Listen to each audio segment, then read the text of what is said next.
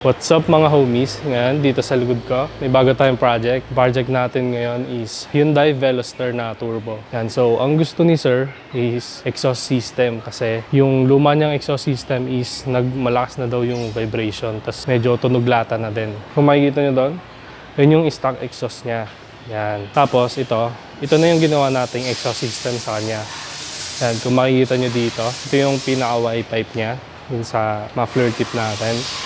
Tapos, nilagyan natin siya ng chambered muffler dito kasi gusto ni customer is tahimik lang, hindi masyadong sporty yung tunog nung auto niya. Kaya nilagyan natin siya ng chambered muffler. Tapos, pagdating naman dito, naglagay tayo mga flanges para maiwasan natin na magkasingaw yung sasakyan. Tapos, yung materials na ginamit natin dito is 304 stainless tapos 2.5 pipings. Kaya, kung makikita nyo dito, maganda yung pagkaka-fit nung exhaust system. Kaya, para maiwasan natin na sumayad yung pinaka-exhaust natin. Pagdating naman dito, naglagay tayo ng resonator. Hindi dapat tayo nagtatanggal na itong resonator para lang umingay yung sasakyan.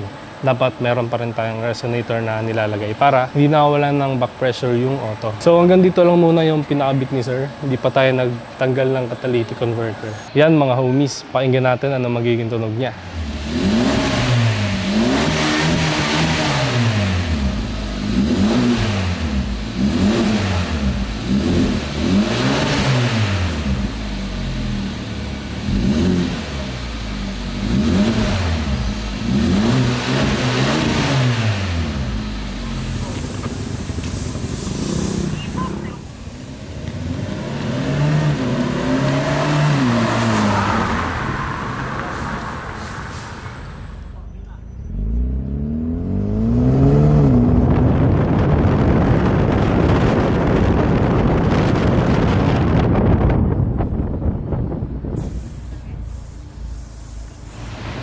Okay sir, kamusta naman yung pinakabit yung exhaust system? Siyempre maganda. Yung, Very good. yung problem sir na Yung rattling nawala. Nawala. Sa ngayon pero dapat yun sa sa long stretch.